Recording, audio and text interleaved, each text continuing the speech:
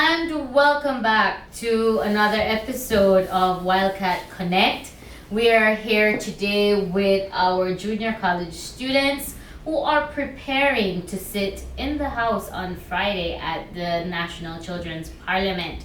And so I'm going to introduce them, I'm going to let them introduce themselves. First of all, students, thank you for being here, taking time out of your schedules to talk about something that's very important. So I'm going to begin with our Prime Minister in the Youth Parliament. Okay, hello, I'm Kamira Collis. I was elected as the Prime Minister, who is the representative for Orange Walk Central. Friday, we're going to do this parliament at the National Assembly alongside my fellow colleagues. I will allow them to introduce themselves. Okay, hi, my name is Micaiah Crawford. I'm representing Ms. Caroline Sandiford, who is the President of the Senate. Hi, my name is Zinelli Talango, and I'll be representing Honorable Mike Guerra, who is the area representative of Cayo West. Hi, my name is Neben Guan. I will be representing the Minister of Corozal, who is Honorable Thea Garcia. Hi, my name is Alonso Martinez, and I will be representing Senator Hector Guerrero. All right. So it's a very important notion when you have youth coming together, under the guidance of adults as well who are specializing in the designated areas. But for you to voice your beliefs, what you're passionate about and what you would like to see being implemented in your country, right? So congratulations, and I applaud you for that effort. It's a bold step, and as Jesuit educated students, it is a manifestation that you're being men and women for others, and that's a beautiful story. End point as you continue your Jesuit education here at St. John's College. But I'm going to go to the Prime Minister.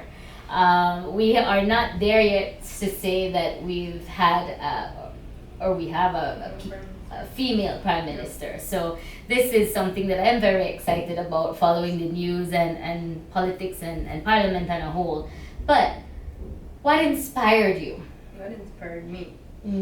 Okay, so let's go way back when. So as a child, I've always aspired to be a Prime Minister. It started at the very young age of 5. I remember coming home from preschool, and this random old guy, a homeless guy, came up to me and he's like, "You're smart. You're always speaking to people, blah blah blah." And he then told me that, "Oh, you're going to be the next Prime Minister." At age 5, I went around telling all my family, all my friends, everyone that I was going to be the next Prime Minister. Matter of fact, I was the Prime Minister at age 5. Now, after that, I eventually wanted to be a pilot, and I was like, this isn't my field. I want to go back to that drive of being the first female Prime Minister in Belize. And what motivated me along my career aspiration was that I noticed that females are often pushed under the bus. And when it comes to decision making, females are not taken into account to that extent. So I wanted to change that narrative. I wanted to show females that we can empower our country, we can empower others, we can lead our country, we can make decisions. So situations as such, when we basically still live in a male-dominated world, I derived from this perspective that females can lead. Hence the reason I want to be a political leader, particularly the leader of the country. So in high school now, I saw the advert for National Children Commission. I was like, ooh, I have to join that. And I have to get this Prime Minister position. So I've been working so hard, voicing my opinions, my concerns, trying to be that outspoken individual so that I can get this position. And a couple of weeks ago, when the positions and the roles were released, I was the most excited individual. Honestly, I was speechless, because I was like, look at my plan completely falling into step. Everything I hoped for, completely falling into step. So that was my drive that is currently driving me to, push and continue to lead, Yeah. For me, particularly, my mom was my biggest inspiration. She had always pushed me to speak up, speak out, in my community, in my church, also in my household.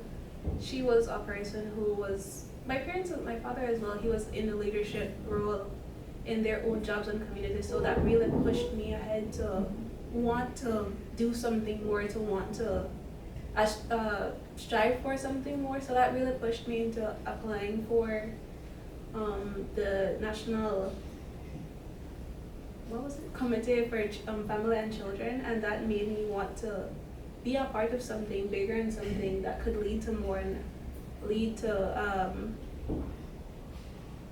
uncharted futures for me and like new experiences and a bigger future. So yeah. And for you? So, in high school, I've always been this active leader. I was actually the class president for 4 consecutive years, and I also served as the vice president in my school. So I have always had this leadership spirit in me, and when I saw that they were advertising that we could participate in the Children's Parliament, I didn't think it twice, and my school really gave me that support. They encouraged me to apply, and my parents as well. They have always been my back. They have always had my back, sorry, and they have been the foundation of me being this outgoing spirit, I would say. Okay. So, yeah. All right. Well, my story is a little bit different. Ever since I was young, just growing up in general, I was kind of a person who likes to speak a lot in general. When I reached high school, however, I started to struggle a little bit with my public speaking. However, I did love to debate. That's something I still love to do to this day. I love to debate. And one day, my history teacher were debating on a topic way back then in third form. She saw that I was debating good. And when the opportunity came to the school, she recommended me. And at first, I was a little bit hesitant to go into the organization. However, a friend of mine gave me that little push to go into the organization, and from then on, my public speaking skills kept on growing higher and higher and higher and higher. And that's basically how I got into Children's Parliament. Yeah, for me, I've always been interested in youth advocacy. That's one of my main reasons for doing this. I consider myself more of a shy person, so initially I was hesitant about it. But one of my friends from high school, my best friends, he was in the glass cohort, and he was really behind me, trying to push me into this. So from him, I applied, and now You got a little motivation. Okay, so we're here talking about the Children's Parliament, but I'm not positively sure that everybody understands or knows what's the purpose behind it, and that it's happening on Friday, right? So, for the listeners who may not fully understand or may not know what it is about, how would you describe the Children's Parliament to them? Okay, so the National Children's Parliament was an initiative developed by the Commission for Families and Children in partnership with the National Assembly of Belize, UNICEF, and various different rights initiatives that Belize has. It was basically created to give youths and adolescents that voice so that they can speak. And basically to educate them and enlighten them about how the political system works here in Belize. It also ties into the CRC, which is the Convention on the Rights of the Child.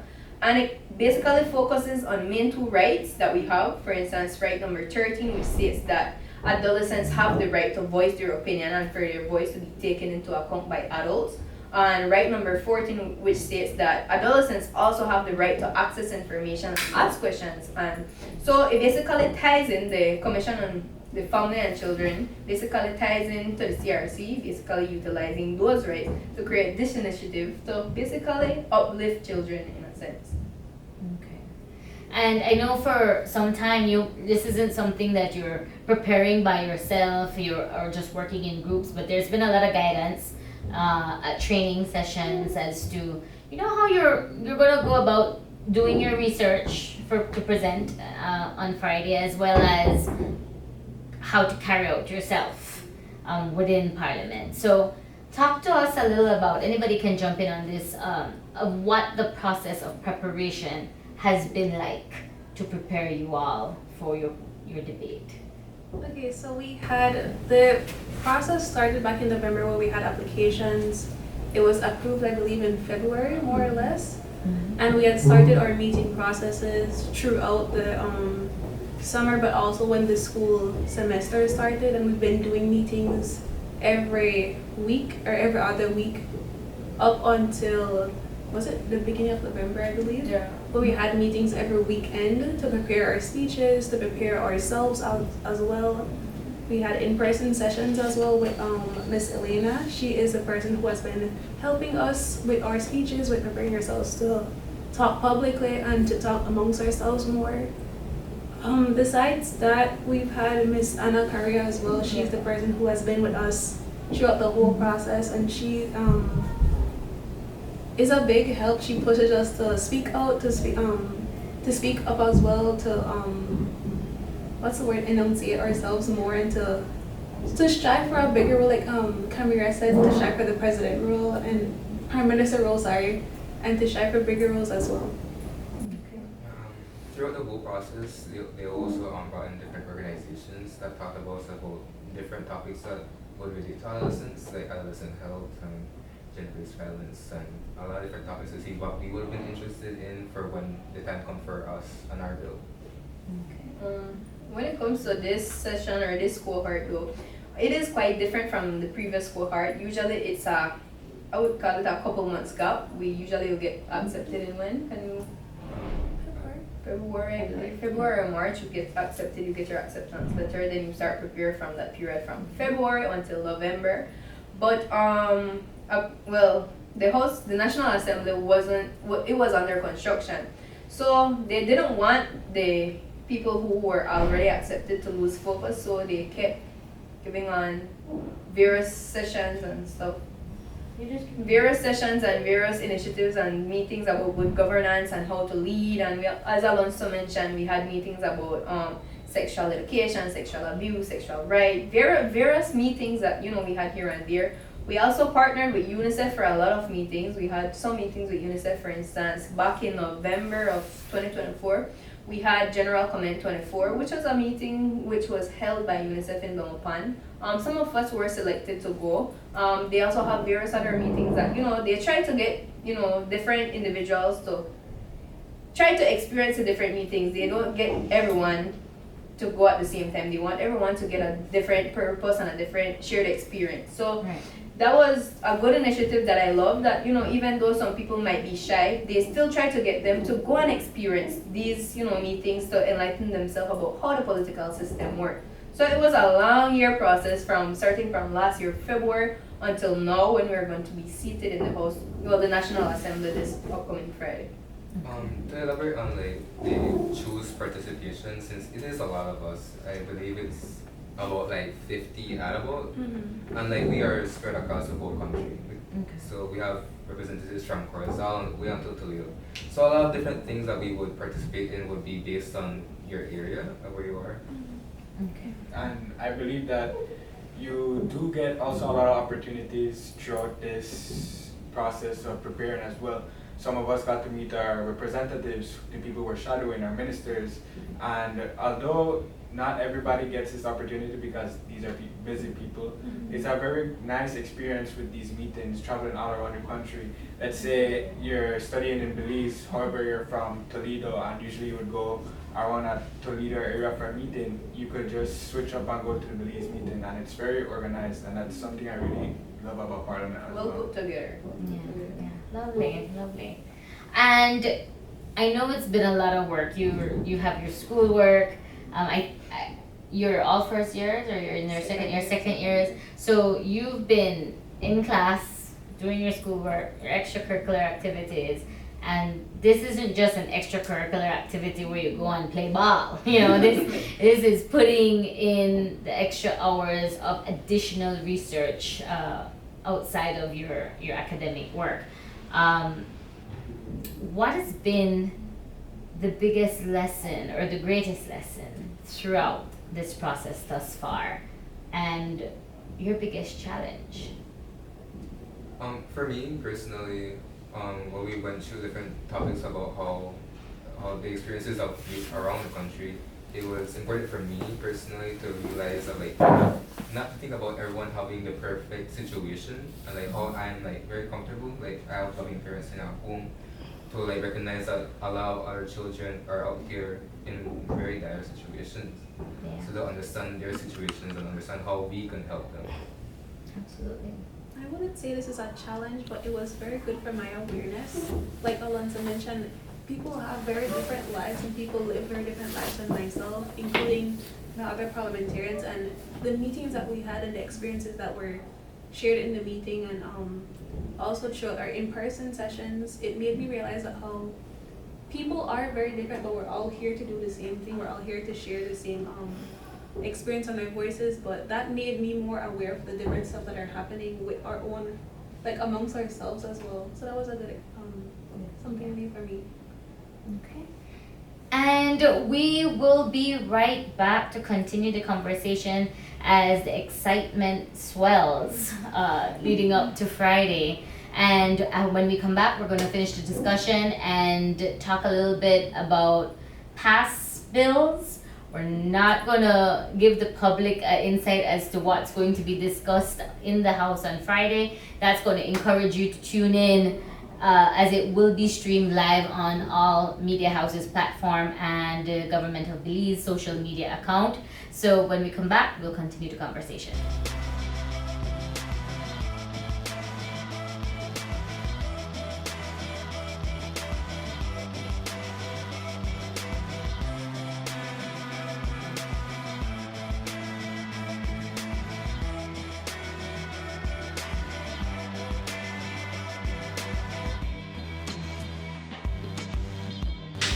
And welcome back. We will continue the conversation here now on our SJC JC students who representing in the Children's Parliament on Friday, November 14th in Belmopan. PM? At the George Price Center. At the George Price Center. Right, so one of the questions I have particularly for you is, why do you think, or what can you say of the importance? This type of activity is going to continue, I hope, through the aid of NCFC and UNICEF. But why, for you as a young lady, is it so critical and important for these type of activities to continue, to give the platform to our youth to express their voices, to express their concerns, their beliefs, as they ultimately will, they're our future and will inherit what we make the society to be what it is today. Okay. Mm-hmm. So firstly, not only am I an adolescent, I'm a female, right? And we live in a society, as I mentioned earlier, which is still in a form of male dominance, right?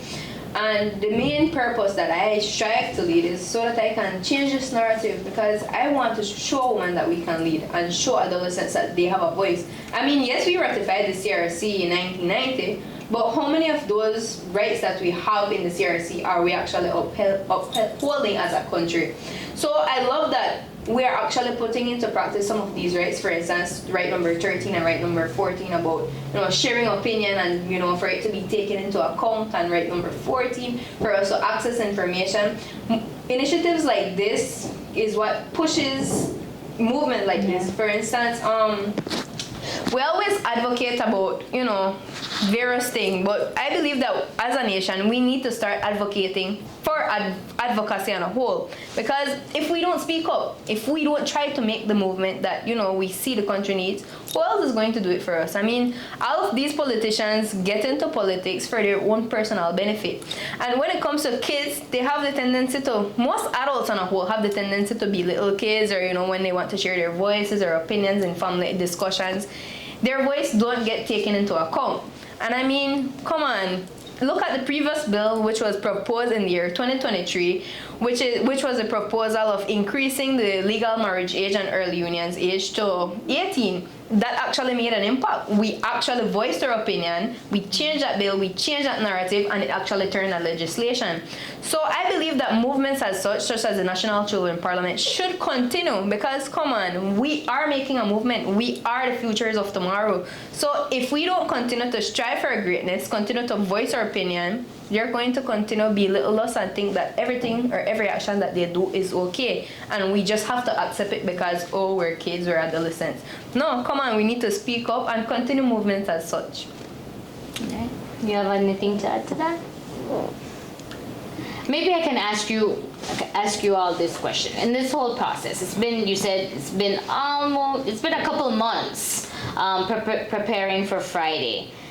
In that process, I mean, I think before you said most of you weren't really involved with the NCFC children's group, etc. You saw the ad, you applied, and you became a part of it.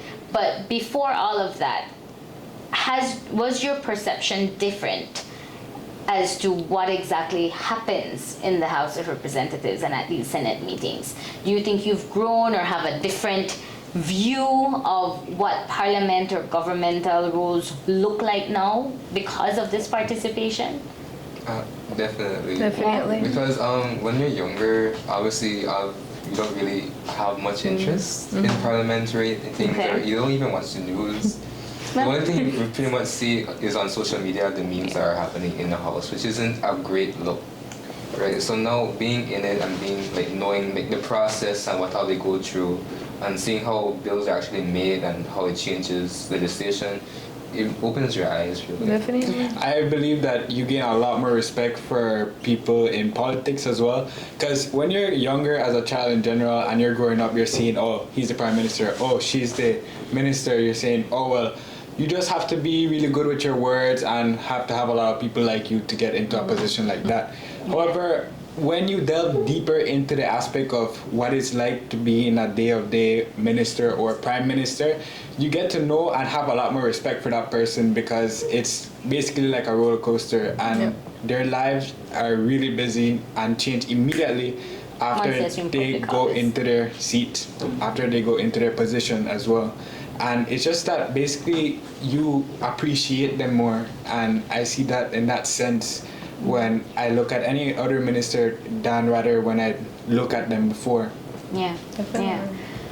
It's a touchy topic because your personal life is now a public life, right? So not only does your portfolio or your immediate responsibility be just the priority, but everything you do, from your family affairs to your financial affairs to your hobbies to your time in office, it's all out for the public to see. So it's something very important, I think, for you to understand and yes, have that respect for someone in office, but also to grow with the proper morals and the proper values, that if I am going to enter that type of life, it's a life of service. It's a life to use my power to put change or to make change that will leave my country better than how I found it or than how I've entered it at that time of entering office.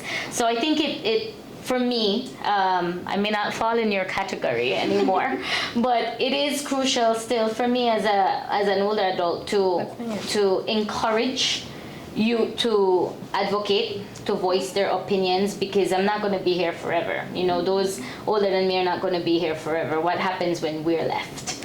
When we've left. And so I think it's a very good strategy that NCFC had embarked on, and for all the partners that support initiatives like this, for it to continue, so that our youth understand what public life is and can make it better. Because yes, you know, we can look at the father of a nation and we can see how politics have evolved over some time, but there is the power to also change and make something great better. And that's a powerful activity and a powerful motion when it is done by our youth, who will be doing it in the near future. So with that being said, you've been training for this big day on Friday. You've been putting in the hours of work. What is one message that you would like to send to Belize's real parliament? Well, first of all, I would like to say this message, and we've been screaming this message: listen to your youth. As I heard this quote once, and it said, "The elderly bring the wisdom, and the youth bring the creativity." And I believe that we need to live in a society where we have a balance of both as well. It can't just be where we're just undermined by the authority of the elderly as well. So I believe that one message that I would send to the parliament is listen more to the youth. Hear what they have to say. Hear the opinions. Don't just take it into account, or it's just at the back of my head and stuff like that.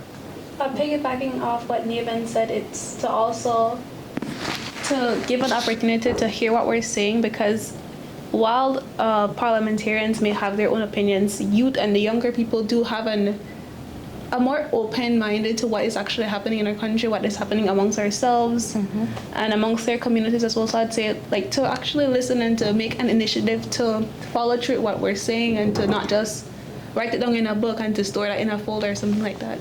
I would say, like, if we can do it, why can't they? If we can have an organization or a thing like this of National Children's Parliament, we can recognize the issues that adolescents are having and draft a bill and voice our opinions and get something passed, why can't they? Absolutely. Yeah. I would say politicians need to stop doing it for the fame and do it for the love of the country. You know, because most politicians usually gets in for their personal benefit and completely undermine their own people and, you know, people in their constituency. So I would just say, do it for the love of it. Do it because you're passionate about your nation. Do it because you love your job, not because you want a personal benefit or a personal gain. So do it because you want to see a difference, you want a change, and for the betterment of the society. Yeah. And moving away now from Parliament, you all have parents at home, and I'm pretty sure that sometimes what we believe in, or the narrative, there's a difference of opinion, right? Especially it's a new era for youth, and even with me, you know, there are some things that I don't understand that my child may enjoy or is going through, because it was different in my time, right? So and that happens on a wide range of different things, but to your parents, to the adults that you're surrounded by every single day, what do you have to say to them in terms of understanding young people's perspectives on, it could be social injustices, it could be political issues, it could be just things that are happening in your community that you have a perspective or a particular view on.